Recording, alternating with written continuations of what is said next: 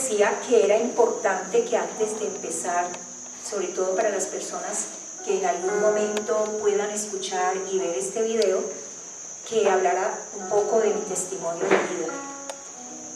Y de verdad que antes de empezar yo quiero orarle al Señor, porque si hay un ministerio que Dios me ha entregado es el de tocar a los profesionales jóvenes y a los que ya están establecidos. Entonces yo quiero que me acompañen en una oración. Padre Dios, Papá del cielo, gracias Padre lindo, porque tú utilizas los vientos como mensajeros de tu palabra y utilizas a cualquier persona para llevar esa hermosa palabra vivificante a todos los rincones de la tierra. Hoy te plació usarme a mí, y mi oración es que toques los corazones de los profesionales, especialmente en cualquier lugar de la tierra, Señor. Yo sé que esta conferencia va a tocar específicamente a una persona en lo más profundo de sus entrañas, allá donde está el fondo del corazón. Y yo sé, Padre, que va a ser de gran bendición para estas personas. Gracias, mi Padre Dios, que seas tú, así como estás formando mi vida, que formes también la vida de cada uno de los que estamos en este lugar. Porque si hoy estoy yo acá, mañana estará cualquiera. Y yo sé, Padre, que todos nos moveremos como grandes líderes en el mundo. Gracias, mi Padre Dios. Gracias, amado Jesucristo. Y gracias, amado Espíritu Santo. Amén. Mi nombre es Ofelia Vélez. Yo nací en Cartago y a Dios le plació que estudiara medicina. Y ha sido de las cosas más lindas que yo he podido hacer en mi vida. Estudié medicina en la Universidad de Antioquia y luego estudié pediatría en la Universidad del Valle. Todo seguido, o sea, no trabajé en los intermedios. Luego yo terminé la pediatría en los Estados Unidos, hice la pasantía ya de endocrinología pediátrica y me gradué. O sea, terminé allá 6 meses y luego vine y me gradué acá y conseguí una beca para Alemania, una beca dada por el gobierno alemán, lo que era en ese tiempo la Alemania federal, o sea, la capitalista. Estuve en Alemania 3 años y medio estudiando la endocrinología pediátrica. Regresé al país y empecé a trabajar en la clínica Rafael Uribe, la que era del Seguro Social, y en mi consultorio. Y luego me dieron una beca para Estados Unidos y me fui a hacer diabetes 3 meses y medio. O sea que todo esto fue secuencial. El Señor me permitió adquirir muchos conocimientos y le doy muchas gracias porque después de haber visto tantas universidades y tantos profesionales importantes, fue como condicionándome a mí para lo que iba a pasar con mi vida. Yo en ningún momento pensé estar parada acá dando una conferencia acerca de Jesucristo. Después de haber dado tantas conferencias de endocrinología pediátrica en diferentes partes, hoy me encuentro aquí dando una conferencia sobre una parte de la Biblia y es uno de los grandes honores de mi vida. Durante todo ese tiempo de carrera profesional, mi mayor interés era cada vez adquirir más conocimientos. Yo pienso que mi autoestima la tenía basada precisamente en la adquisición de cada vez conocimientos más complejos, más profundos, científicos. Y fue pasando el tiempo y cuando conocí a Jesucristo, yo tuve el encuentro definitivo con Cristo en Jerusalén, hace 27 años. Y para mí fue un choque grandísimo. Yo siempre lo describía que era como que yo hubiera chocado contra una pared y hubiera cambiado el rumbo de mi vida. Conocí al personaje más importante de mi vida, Jesucristo. Él impactó mi vida de tal manera que todo lo demás empezó a palidecer. Lo que antes me era tan valioso empezó a ser más secundario. Y siempre estuve en esta iglesia. Esta es una iglesia maravillosa. Es nuestra iglesia Ríos de Agua Viva. Aquí empecé, antes no se llamaba así, pero era el mismo sistema. Aquí empecé y durante todos estos 27 años he estado en la misma iglesia, porque yo estoy convencida que uno sigue es a Jesucristo y no a personas ni a instituciones. Pasó el tiempo y yo iba creciendo espiritualmente, iba estudiando la palabra de Dios, la cual me había sido ajena durante tantos años. Yo había nacido en una familia católica, pero yo había salido de mi hogar a los 17 años y ya nunca regresé al hogar, sino que ya iba solamente de vacaciones porque ya pasaba de un lugar a otro. Y Cristo para mí tenía una connotación solamente de la cruz. Yo me había quedado en la cruz. Y cuando empecé ya a conocer a Jesucristo en profundidad, empecé a conocer al Cristo de la resurrección, que es el Cristo que realmente puede impactar la vida de cualquiera. Pasó el tiempo, realmente yo viajaba muchísimo y trabajaba demasiado. Mi Dios era la medicina, específicamente la endocrinología pediátrica. Ese era mi Dios. Yo trabajaba con los niños diabéticos, realicé los campamentos nacionales de diabéticos y ese era mi mundo. Pero fui paso a paso viendo que realmente el único que puede cambiar el corazón de las personas es Jesucristo. Nunca me aparté de la iglesia, siempre yo venía los martes, no venía los sábados, yo venía los martes al ayuno siempre, cuando no estaba viajando, y cada vez que estudiaba la palabra de Dios iba conociendo una ciencia y una sabiduría que yo me maravillo, cada día me maravillo más. Mejor dicho, yo quedo completamente atónita de las profundidades de la palabra de Dios. Y yo sé que lo único definitivo en la vida de cada ser humano es Cristo Jesús. Entregarle la vida a Cristo es lo que realmente lo hace a uno una persona sabia. Nunca pensé que la medicina estaba riñendo con Cristo o que Cristo reñía con la medicina.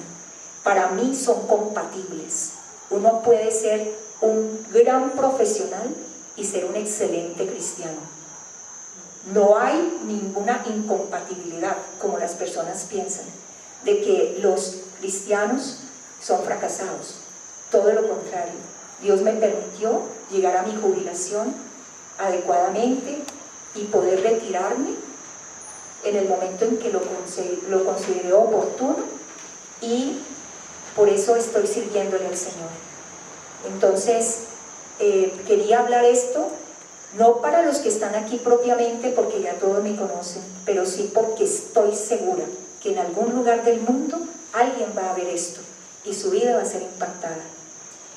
El tema que yo les traigo ahora es precisamente Romanos capítulo 8. Yo quiero que todos por favor tomen la Biblia y yo recomiendo siempre la Biblia, a pesar de que el pastor muy amablemente siempre nos coloca los textos allí en la pantalla. Yo considero que tener la Biblia en las manos es algo maravilloso, porque la espada siempre debe estar en la mano derecha, no debe estar colgada en la pared, debe estar en la mano.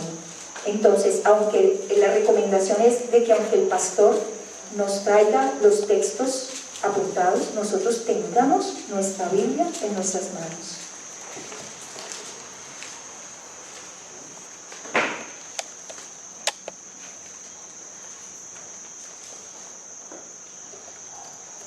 Bueno, yo quiero que esto, mejor dicho, quede, como decimos nosotros, en el hipotálamo, porque esto es una cosa maravillosa.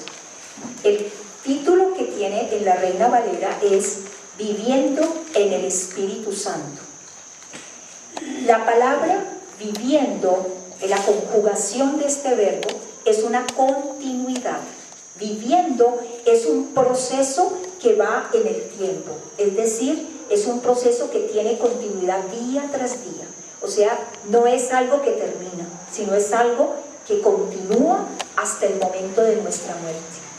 La idea del cristiano es que vive constantemente en el Espíritu Santo, no con el Espíritu Santo solamente, sino en el Espíritu Santo. Este primer versículo que aparece acá dice así: ahora pues ninguna condenación hay para los que están en Cristo Jesús, los que no andan conforme a la carne, sino conforme al Espíritu Santo. En todo el trayecto de Romanos, desde el capítulo 1, Pablo cuestiona a los romanos. En el capítulo 6, por ejemplo, Pablo cuestiona a los romanos y nos cuestiona a través de ellos a nosotros mismos, preguntándonos: ¿acaso el hecho de que nosotros hayamos recibido la salvación por gracia, por nuestra fe en Cristo Jesús, nos permite andar en pecado? Esa era la pregunta que él hacía en el capítulo 6. Y luego en el capítulo 7, Pablo también hace otro cuestionamiento, y es el siguiente. Él pregunta: ¿acaso la vida de santidad del creyente consiste en el cumplimiento de la ley? Y luego, en este capítulo 8, como lo acabamos de leer, Pablo habla de algo muy importante, porque cuando él termina el capítulo 7, dice, como ustedes lo pueden leer allí en el versículo 24 del capítulo 7, dice: miserable de mí, ¿quién me librará de este cuerpo de muerte? Allí Pablo está hablando de la dificultad que tiene el cristiano en sus propias fuerzas para obedecer a la palabra de Dios. Y él se da cuenta de que sin la ayuda sobrenatural del Espíritu Santo es imposible obedecer a la palabra de Dios. Por eso dice: miserable de mí. Es un grito de agonía, como cuando uno se siente ya incapaz de solucionar un problema y uno dice: por Dios, ¿qué puedo hacer? Esto se me salió de las manos. Yo creo que a todos nos ha pasado en diferentes áreas de nuestra vida. Y entonces él hace esa pregunta, y aquí en el versículo 1 del capítulo 8 ya él explica algo hermoso: ninguna condenación hay para los que estamos en Cristo Jesús. La palabra condenación en el texto original está en griego la palabra katácrima, que significa no el proceso condenatorio, sino ya el castigo que ha sido emitido por la transgresión. Entonces, aquí lo que él quiere decir es de que uno de los privilegios grandes que tiene el creyente es el de que Cristo, por su sacrificio en la cruz, le libró de la condenación, o sea, de esa condena, de ese castigo que vino del proceso de la sentencia. Cristo en la cruz del Calvario llevó nuestra condenación, Él llevó nuestra culpa. Y yo reflexionaba que a nosotros siempre la culpa ha sido una de las palabras que más usamos.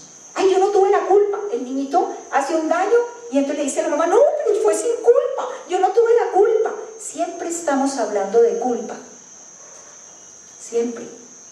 Ay, no, la culpa la tuvo fue él. Yo no tuve la culpa. Siempre nos culpamos, cuando Cristo ya llevó en la cruz del Calvario el castigo de nuestra condenación. Y nosotros, los creyentes, fuimos crucificados juntamente con Cristo en la cruz. Y por eso nosotros somos libres de toda condenación. Ese es el primer punto. Libres de toda condenación. Es decir, no hay un castigo. Y cuando uno reflexiona que en la iglesia tradicional le han enseñado que el purgatorio es que hay que expiar el pecado. El sacerdote que confesaba ponía también una expiación. Rece tantos Padre Nuestros. En la misa se habla de expiación por el pecado. Y resulta que nosotros no tenemos que pagar ninguna expiación por el pecado, porque Cristo pagó totalmente en la cruz del Calvario toda la consecuencia del pecado. Yo recuerdo que de niña, estaba muy pequeña, iba a misa, y en Cartago se hablaba de las indulgencias. Y yo siendo pequeñita, yo decía, ¿cómo así que uno da una plata y le quitan la culpa del pecado? A mí eso me parecía como tan raro. Yo decía, pero ¿cómo cambian una cosa que no tiene nada que ver por plata? ¿No es cierto? Porque yo me acuerdo al sacerdote diciendo que dieran tantos miles de pesos y esa es la expiación para tantos pecados. O sea, contaban los pecados y contaban la plata. Y yo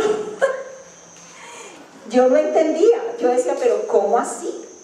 ¿Los pecados por plata? Mira, todo eso era el sistema de la expiación del pecado por la culpa. Cristo pagó, Él pagó totalmente. Nosotros no tenemos que subir a las 3 cruces de rodillas. Nosotros somos libres de toda condenación, pero tenemos que apropiarnos de eso, porque a veces nosotros como creyentes, como cristianos, seguimos todavía culpándonos. Tenemos que ser libres de todo castigo de la condenación, apropiarnos de esa libertad. ¿Y quiénes? Los que estamos en Cristo Jesús. Es muy fácil entender que cuando recibimos a Cristo Jesús, lo tenemos en nuestro corazón, ¿no es cierto? Todos, ¿dónde está Cristo? En mi corazón, ¿no es cierto? ¿Tú dónde tienes a Cristo? En el corazón. Eso lo entendemos y lo tenemos ya clarísimo.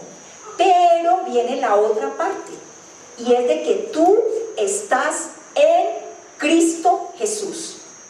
Tú estás en Cristo Jesús. Él en ti y tú en Él. Es decir, Él entró a tu corazón, pero tú tienes que entregarle tu corazón. Y eso es viviendo en el Espíritu Santo.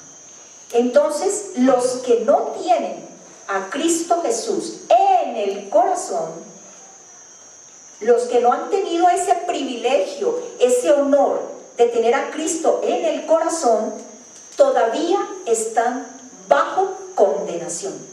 Ellos sí tienen el castigo por su pecado. Y luego sigue aquí Pablo diciendo algo muy interesante, versículo 2: porque la ley del Espíritu Santo de vida en Cristo Jesús me ha librado de la ley del pecado y de la muerte. O sea que aquí Pablo habla de 2 leyes. Una ley que tiene una cabeza, que es Adán, porque con el pecado de Adán vino condenación sobre nosotros, vino la muerte por el pecado original, y vino muerte. Pero hay otra cabeza, otra ley hermosa, que es la ley del Espíritu en vida de Cristo. Ahí está, Cristo dice, porque la ley del Espíritu Santo de vida en Cristo Jesús me ha librado de la ley del pecado y de la muerte. Les explico así: la ley de la gravedad. La ley de la gravedad significa que cualquier cuerpo más pesado que el aire va hacia abajo. Si yo, por ejemplo, tiro una pelota, la pelota sube, pero como ella es más pesada que el aire, ella vuelve y cae. Esa es la ley de Adán, del pecado y de la muerte. Nos llevaba a todos derechito al infierno. No podía ser superada por la ley de la tierra, por la ley que había sido impuesta, porque esta ley de Adán era mucho más pesada y por eso nos llevaba hacia abajo. Pero vino Cristo. Por ejemplo, un avión es mucho más pesado que el aire. Entonces, ¿por qué se desplaza hacia arriba? Porque tiene una energía, tiene un motor que lo impulsa, que lo lleva hacia arriba. Por eso la ley de Cristo, la ley de vida de Cristo en nosotros es como una energía, es una fuerza, es un poder que superó a esa ley del pecado y de la muerte y que nos toma y nos lleva hacia arriba. Miren qué hermoso es saber que Cristo cambió el rumbo de tu vida. ¿Para dónde iba yo con todos los conocimientos, con todos los diplomas? Para el infierno. Para el infierno, imagínense. Pero llega Cristo y coloca en mí poder, el poder del Espíritu Santo, que vence la ley del pecado y de la muerte. Me libra de la condenación y me lleva hacia arriba, hasta su presencia.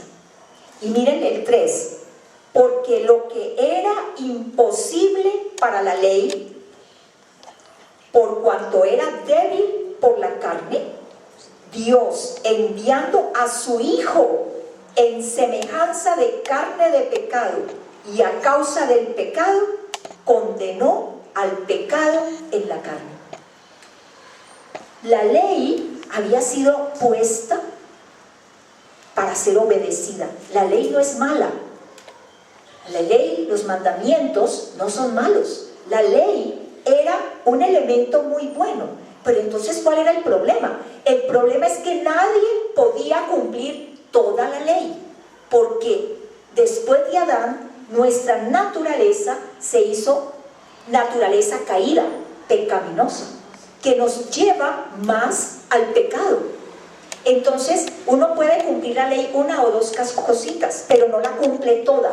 Y la ley tiene un talón de Aquiles. Si tú no la cumples toda, no te es contado como bendición. Tienes que cumplirla toda. No te sirve cumplir una o dos cositas. Si no la cumples toda, tienes condenación. Y la carne no podía cumplir toda la ley. Entonces Dios Padre envía a su Hijo, se desprende de la piedra más preciosa de los cielos, su Hijo, y lo envía a la tierra, porque era la única posibilidad que teníamos cada uno de nosotros, y lo envía en semejanza de carne de pecado. Cristo era carne y sangre, pero no tenía el pecado de Adán. Se veía como un ser humano. Era un ser humano. Inclusive podía tener la apariencia de un pecador como nosotros, pero no tenía pecado. Por eso Cristo venció al pecado, cumplió la ley al 100%, y al cumplir la ley, Él condenó al pecado en la carne. O sea, vino a mostrarle al pecado que le quitaba todo el poder en la carne. Ese poder que nosotros no podíamos quitarle por nuestra debilidad, Cristo, en semejanza de hombre, yo me quebranto con eso, en semejanza de hombre, condenó al pecado en tu carne y en la mía. Le quitó el señorío al pecado. Lo dejó sin poder. El pecado sigue existiendo, pero ya no tiene el poder inexorable que tenía. Ese poder que era judicial, se lo quitó. Miren las dos cosas tan grandes de Cristo Jesús. Lo primero es de que no hay ninguna condenación, ningún castigo condenatorio para los que estamos en Cristo Jesús.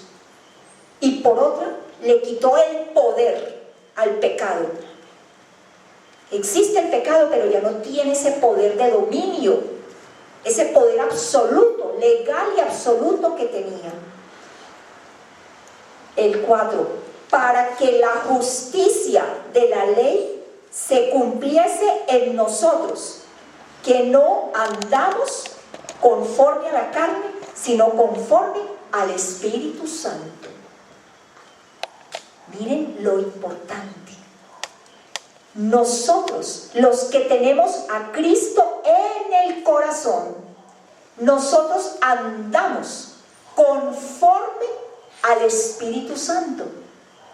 Aunque tenemos carne, aunque somos carne, aunque tenemos naturaleza caída, hay una fuerza dentro de nosotros tan poderosa que te lleva a vivir conforme a la voluntad de Dios. Puede que caigamos, que desobedezcamos en un momento, pero nos levantamos por el poder del Espíritu Santo y tenemos el perdón de Cristo Jesús que nos quita toda condenación.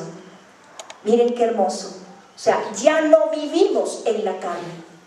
Pero dice aquí Pablo en el 5, porque los que son de la carne, o sea, los que no tienen el privilegio de tener a Cristo en el corazón, esos son los que son de la carne.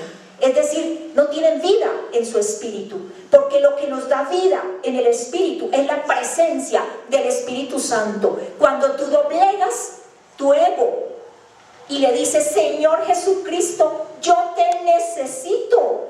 El pastor nos decía que es lo más importante, que yo reconozca que yo necesito a Jesucristo. Ayer hablaba yo con un profesional que es muy prepotente, un señor, un alto ejecutivo, y me decía: es que yo soy autosuficiente. Yo donde yo mando, yo ordeno, yo ejecuto. Y yo le decía: ¿y sabes que tú eres el más necesitado de todos? No hay ningún ser humano autosuficiente. Yo era una de las que creía que yo era autosuficiente. Y qué risa. Era la más necesitada. El único autosuficiente es Dios, el Dios soberano, el Dios eterno. Nadie es autosuficiente. Está equivocado. Y lo más importante para uno ser sabio es reconocer que necesita de Cristo, que separados de Él nada podemos hacer. Tú puedes tener logros, pero no tienes vida. Tú existes, cuentas años, cuentas días, cuentas meses. ¿Cuántos años tienes? Ay, 65. Ay, sí, qué bueno, qué chévere, ¿sí? Pero no tienes vida. Existes, respiras, se mueve la sangre, piensas, pero la vida solamente la tienes en Cristo Jesús. Desde que nosotros nacimos de nuevo, empezamos a contar los años. Ahí empezamos a vivir. Los otros años son como años que quedan en el olvido, pero la verdadera vida está en Cristo Jesús. Y mira, los que son de la carne piensan en las cosas de la carne, pero los que son del Espíritu Santo, en las cosas del Espíritu Santo. O sea, si tú escuchas tus pensamientos, te das cuenta qué tan pegado de Cristo estás. Si tú miras y evalúas, ¿qué piensas tú en el día? Qué bueno es hacerle uno la pesquisa a los pensamientos, que se van, es tan fácil, ¿no? Los pensamientos vuelan y casi uno no alcanza ni a cogerlos. Son fugaces, son demasiado volátiles. Entonces, es un ejercicio muy importante empezar uno a analizar, uy, ¿qué fue lo que más pensé en este? Por ejemplo, en esta conversación, en esta charla? Bueno, pregúntese cada uno en qué está pensando, dónde se quedó, qué frase le tocó, de pronto, ay, esto está como cansón, como aburrido. O sea, miren, ¿en qué están pensando en este momento? Y se darán cuenta si están en la carne o en el Espíritu Santo. Es un buen ejercicio para cada uno de nosotros. El 6, porque el ocuparse de la carne es muerte, pero el ocuparse del Espíritu Santo es vida y paz. Imagínate, es eso. Si tú dejas que Cristo viva a través de ti, vas a estar cada vez con más vida y con más paz. Pero entre más nos ocupamos de las cosas del mundo, más morimos. Y miren que yo les digo a las discípulas, nosotras las mujeres especialmente, aunque ahora los hombres también, se preocupan tanto, ay, las arrugas, uy, la lipo, uy, no, me tengo, uy, no, las canas, ay, no, el ejercicio, ay, no, la cintura, tengo que me pongan puchecas, que me pongan, ¿sí? Mira, queremos vivir, ¿no? Para saber que lo que nos quita la vida es el pecado. Cada que pecamos, morimos. Si fuéramos conscientes de eso, puedo echarme todas las cremas que quiera, pero el pecado es muerte. Así es la mentirita piadosita, la mentirita. De todas maneras, pecado produce muerte. Muerte. Luego dice acá en el 7, miren esto tan hermoso, por cuanto los designios de la carne, o sea, designios, los deseos de la carne son enemistad contra Dios, porque no se sujetan a la ley de Dios, ni tampoco pueden, y los que viven según la carne no pueden agradar a Dios. El que no tiene a Cristo en el corazón es un enemigo de Dios. ¿Te alcanza a imaginar? Uy, a mí eso me pareció tremendo. Ser un enemigo de Dios, ¿qué le espera? La condenación eterna. Enemigo de Dios, el que no tiene a Cristo en el corazón. Y yo digo, pero ¿cómo es uno tan necio que si le muestran a Cristo y le dicen, mira, recibe a Cristo como Señor y Salvador y tu vida cambia? Y uno dice, no, después, ¿sabes? Por ahora no. Me parece que es muy poco inteligente, porque tú no tienes nada que perder, pero mucho que ganar. Cuando a mí me plantearon eso, yo dije de una, eso me pareció maravilloso. Yo dije, no pierdo nada, y qué tal que eso resulte bueno, ¿sí? Y miren, qué maravilla, yo de verdad, yo me siento, pero la mujer más feliz de la tierra, sabiendo que Cristo vive en mi corazón, que no soy enemiga de Dios, soy su hija, imagínense, eso es una cosa que no tiene nombre. En el 9 dice, mas vosotros, o sea, nosotros, no vivimos según la carne, sino según el Espíritu Santo, si es que el Espíritu Santo de Dios mora en nosotros. Y si alguno no tiene el Espíritu Santo de Cristo, no es de él. Imagínense. O sea, nosotros tenemos que andar como hijos de Dios. ¿Cómo sé yo que alguien es un cristiano? Cómo actúa, cómo habla, cómo piensa, cómo decide. Y es lo que dice acá. Por eso él lanza este desafío Vosotros no vivís según la carne, sino según el Espíritu Santo. Si es que el Espíritu Santo vive en ustedes. O sea, como diciéndome, a ver, Ofelia, usted dice que tiene el Espíritu Santo dentro de usted. Ajá, muéstreme cómo actúa. Muéstreme. O sea, como un desafío, muéstrame. Y de verdad analicemos cómo vivimos cada uno de nosotros. Y nos daremos cuenta qué tanta presencia tiene el Espíritu Santo dentro de nosotros. Porque el Espíritu Santo puede estar dentro de nosotros, pero nosotros tenerlo en un rincón. No estar nosotros en el Espíritu Santo. Es decir, no haberle entregado el control de nuestra vida definitivamente. Podemos ser cristianos nominales, pero no ser cristianos en Espíritu Santo. O sea, debemos entregarle al Espíritu Santo lo que somos y lo que tenemos, para que Él conduzca nuestra vida. Busquemos la vida en el Espíritu Santo. Luego dice acá, pero el 10, pero si Cristo está en nosotros, el cuerpo en verdad está muerto a causa del pecado, mas el Espíritu vive a causa de la justicia. O sea, Dios Padre envió a su Hijo a la tierra a morir en la cruz, primero para darnos por su Espíritu la justificación. En el Espíritu de justificación de Cristo, nosotros somos justificados. Es decir, Él nos reviste de justicia, nos reviste, es decir, somos justos por esa justificación que Cristo ganó para nosotros en la cruz del Calvario. No por hechos, no por obras, no porque nosotros caminemos rectamente, no, es por gracia. Fuimos justificados por la fe en Cristo Jesús, y al creer yo en Cristo Jesús, me dieron como regalo la justificación. Es decir, ya no hay condenación, ya Dios Padre me mira a mí como justa, pero no por mis obras, sino porque Cristo Jesús me representa, me cubre.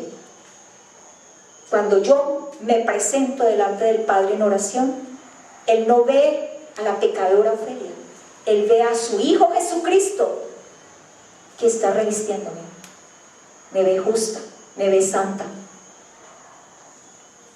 Y también nos entregó al Espíritu Santo para que por medio del poder del Espíritu Santo podamos vivir una vida santa. Y aquí viene lo más hermoso, este versículo 11. Y si el Espíritu Santo de aquel que levantó de los muertos a Jesús mora en vosotros, el que levantó de los muertos a Cristo Jesús vivificará también vuestros cuerpos mortales por su Espíritu Santo que mora en vosotros. Imagínense, el Espíritu Santo que tenemos en nuestro corazón, que tengo yo, que tienen ustedes, el Espíritu Santo que está en nuestro corazón, es el mismo Espíritu Santo que tomó a Cristo y lo levantó de la tumba. La muerte lo sujetaba allí. La muerte lo tenía allí, me imagino yo la muerte con los brazos puestos sobre el cuerpo de Jesús para no dejarlo levantar. Y llega el poder del Espíritu Santo y levanta a Cristo Jesús de la tumba, quiebra los brazos de la muerte. La muerte, el imperio de la muerte, que era uno de los bastiones importantes de Satanás, queda sin poder. La muerte es despojada de todo su dominio y Cristo se levanta de una vez poderoso. Es levantado, glorificado. Y esto es primicias de lo que va a pasar con cada uno de nosotros. Es el Espíritu Santo vivificante. Donde está el Espíritu Santo hay vida, Donde está Cristo hay vida. Y así será nuestro cuerpo. Nuestro cuerpo recibirá vida cuando venga Cristo Jesús. Imagínense, eso mismo. Y yo lo tomo aún más allá. Yo digo, ese Espíritu Santo vivificante está dentro de mí y es el que da vida a mis pensamientos, es el que renueva mi manera de pensar, mis emociones, mi voluntad, cada célula de mi cuerpo, cada sistema de mi cuerpo vivifica, porque nadie puede tener al Espíritu Santo en el corazón sin tener vida, una vida poderosa que trasciende la vida biológica. Empieza esa transformación tan grande. Nosotros somos renacidos, pero además de renacidos, somos vivificados día tras día para que haya un crecimiento, una madurez espiritual, y cada día vamos estando a la estatura de Cristo Jesús.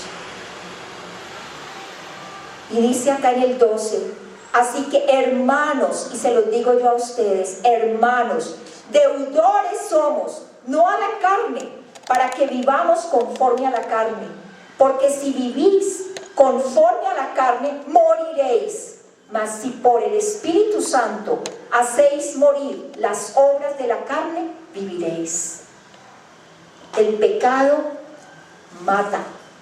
El Espíritu Santo da vida, vivifica. Es un espíritu vivificante. Apréndanse esto. Si algo quiero que quede de este momento, de esta oportunidad que Dios me ha dado, primera, no tenemos condenación, no hay castigo, no hay punidad para nosotros, no hay castigo judicial, no hay condenación.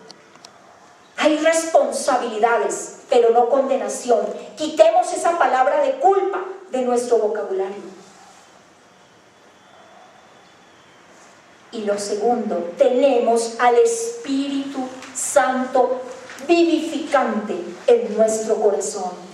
Cada día, en intimidad con Él, pidámosle que cada día nos dé más vida, que renueve nuestra manera de pensar, que cada día nos dé victoria en el pensamiento, en las emociones, en la voluntad, que cada día maduremos, crezcamos en la estatura del varón perfecto, que es Cristo Jesús.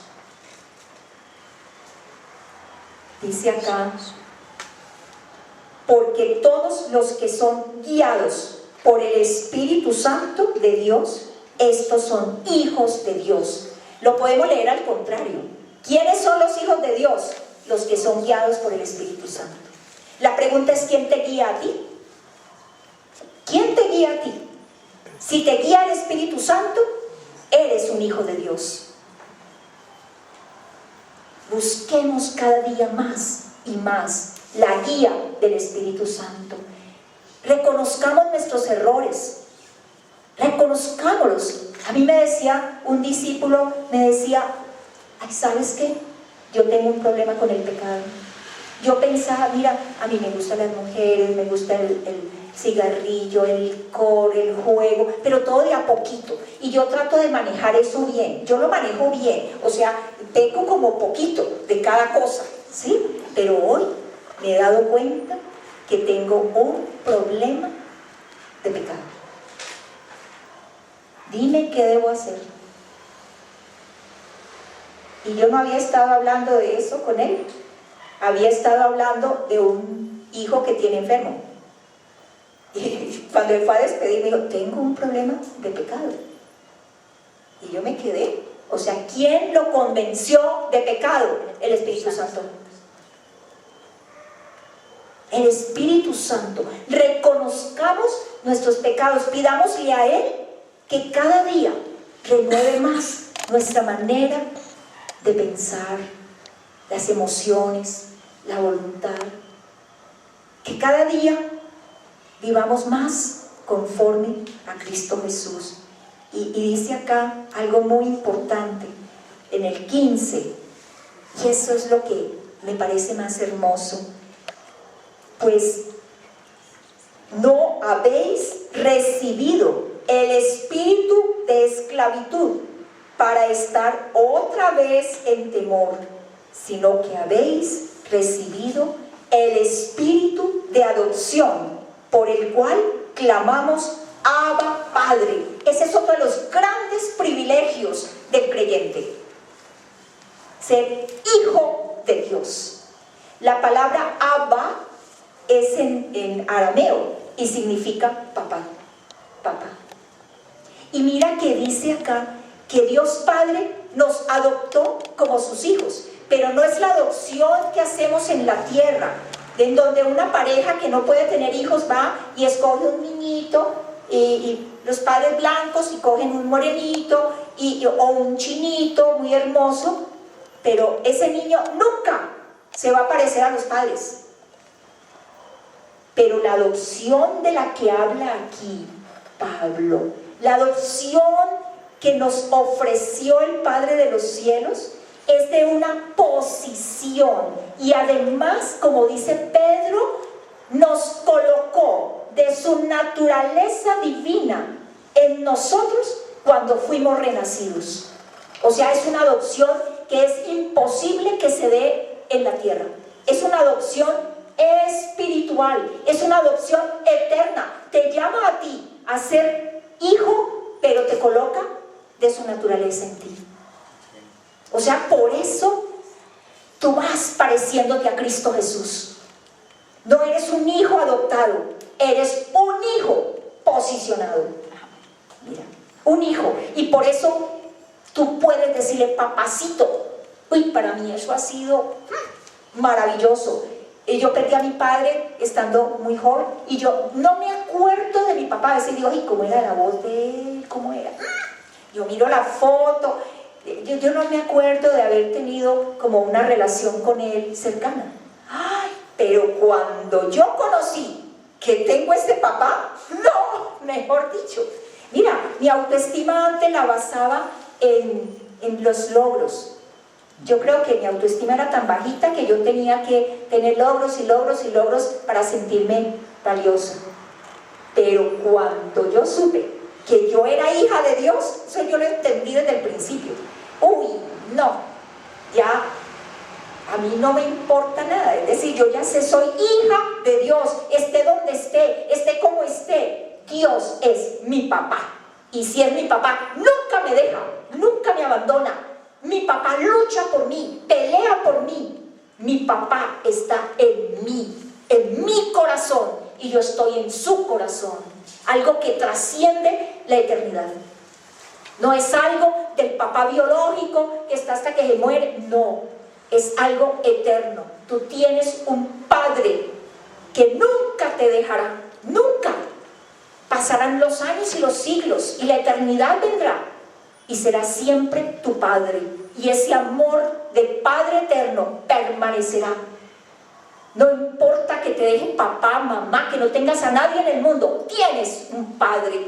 Y además tienes un hermano mayor, precioso, Cristo Jesús, que dio su vida por ti. Hasta la última gota de su sangre la derramó. Y Él está en tu corazón. Nunca puedes pensar en que estás solo o sola. Yo decía, el espíritu de temor y el espíritu de soledad son dos espíritus malignos que destruyen. Son espíritus esclavistas, esclavizan. El miedo a la soledad y el miedo a cualquier cosa. Los hijos de Dios no tenemos espíritu de cobardía, sino de poder, de amor y de dominio propio. Un hijo de Dios no puede temerle a una cucaracha, ¿sí?, a una rata. El hijo de Dios no puede tener temor, porque Cristo Jesús nos hizo verdaderamente libres. Destruyó todo temor, todo miedo, la soledad. La destruyó porque tú tienes al Hijo de Dios en tu corazón. Y donde está el Hijo está el Padre. Y todo esto lo confirma el Espíritu Santo.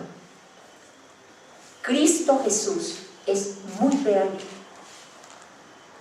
Abba papacito. Hablemosle como al papá, a nuestro papá. Papá Dios, ayúdame. Papá del cielo, ayúdame. Mira, esta entrevista, yo necesito un mejor empleo. Papá, no me dejes. Papá, qué susto, mira, por favor, ayúdame, guíame. Es el papá del cielo. Cristo, cuando estaba en el Getsemaní, Él dijo, Abba, Padre, ¿sí? En su angustia. Y eso es lo que debemos hacer, clamar a Él en nuestra necesidad, como el papá maravilloso del cielo. Y dice en el 16, el Espíritu Santo mismo da testimonio a nuestro espíritu de que somos hijos de Dios. ¿Quién te da la seguridad de que eres hijo de Dios? El Espíritu Santo que está dentro de ti. Busca la intimidad con el Espíritu Santo. En nuestra iglesia, Ríos de Agua Viva de Cali, estamos en este mes hablando del Espíritu Santo. Porque el Espíritu Santo es la persona que nos confirma como hijos de Dios. Es la persona que nos guía, que nos consuela. Es nuestro abogado. Es el más cercano. Porque Cristo Jesús está en el cielo. Pero el Espíritu Santo está dentro de tu corazón y Él confirma la presencia de Cristo y del Padre. Y si hijos, también herederos. Y aquí viene otro de los privilegios del cristiano. Herederos, imagínate, de Dios y coherederos con Cristo, si es que padecemos juntamente con Él, para que juntamente con Él seamos glorificados. Somos herederos de Dios, porque es nuestro papá. Y coherederos con Cristo, porque es nuestro hermano mayor. Todo le pertenece a Cristo y Él lo comparte con nosotros.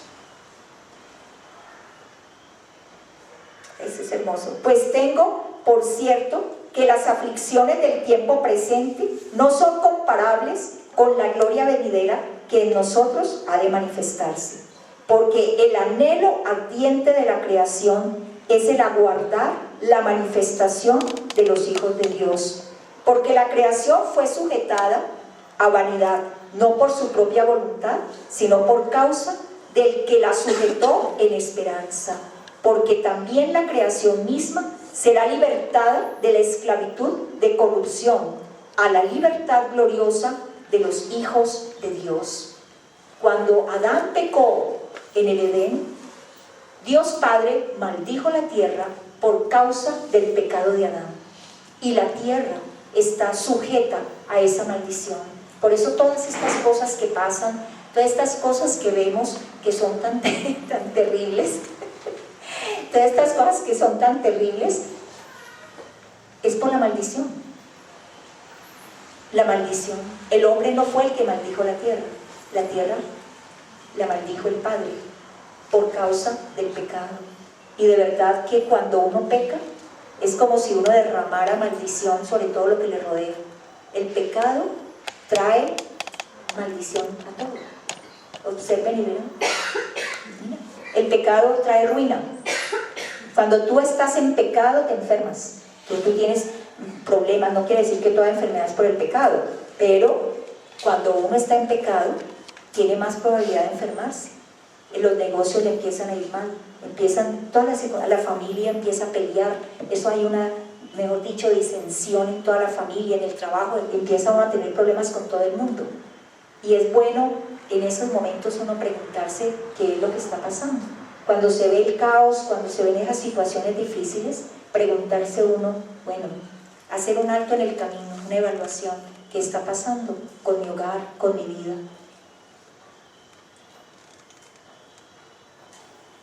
Porque sabemos que toda la creación gime, el 22, sabemos que toda la creación gime a una, y a una está con dolores de parto hasta ahora. Y no solo ella, sino que también nosotros mismos, que tenemos las primicias del Espíritu Santo, nosotros también gemimos dentro de nosotros mismos, esperando la adopción, la redención de nuestro cuerpo. Porque en esperanza fuimos salvos. Pero la esperanza que se ve no es esperanza, porque lo que alguno ve, ¿a qué esperarlo? Pero si esperamos lo que no vemos, con paciencia lo aguardamos. Y de igual manera el Espíritu Santo nos ayuda en nuestra debilidad, pues ¿qué hemos de pedir como conviene? No lo sabemos, pero el Espíritu Santo mismo intercede por nosotros con gemidos indecibles. Mas el que escudriña los corazones sabe cuál es la intención del Espíritu Santo, porque conforme a la voluntad de Dios intercede por los santos. O sea, miren, el Espíritu Santo nos ayuda aún a orar con sabiduría, a hacer oraciones eficaces. Orar como conviene no sabemos. El Espíritu Santo nos muestra la realidad de las situaciones, hace que nuestros pensamientos sean más asertivos, revela. Mire que una de las cosas, me decía una discípula en estos días, me decía, mire, yo noto, yo le cuento a usted algo y usted inmediatamente como que lo lleva a uno al puntico, ¿sí? Al origen de lo que es la situación. Dice cosas que uno no ve, pero esto, el Espíritu Santo no es uno, es el Espíritu Santo. Él te va dando un discernimiento claro y preciso de las situaciones, de ti mismo, de otros, y te va mostrando dónde está el problema, qué es lo que hay que hacer en cada situación. El Espíritu Santo es una persona maravillosa. Pidámosle aún, Espíritu Santo, dime cómo orar, cómo debo orar en esta situación. Dame las palabras. Él gime como gime una palomita dentro de uno. Él quiere que nosotros lo tomemos en cuenta en cada situación de nuestro ser. Pidámosle al Señor en este día que su Espíritu Santo se avive dentro de nosotros, que vivifique todo nuestro ser, que nos lleve a tener una vida de mayor comunión con el Padre. Hay una esperanza, la esperanza en que mañana nosotros dejaremos este mundo y nos iremos a la presencia del Padre. La muerte ha sido vencida. Nosotros ya nacimos dos veces, un nacimiento biológico y el nacimiento espiritual, pero morimos una sola vez, la muerte biológica, pero ya no hay muerte eterna para nosotros, ya no hay una condenación. El que no tiene a Cristo en el corazón nace una sola vez y muere dos veces, la biológica y la espiritual, tienen muerte eterna. Por eso es tan importante que llevemos la palabra de Dios, que hablemos a otros, porque todos, así como nosotros, debemos tener la oportunidad de conocer a Cristo Jesús y cambiar el rumbo de nuestra vida, que como la ley de la gravedad nos lleva para abajo, al centro de la tierra, al infierno, y solamente un poder dentro de nosotros puede vencer a esa ley del pecado y de la muerte y llevarnos al cielo.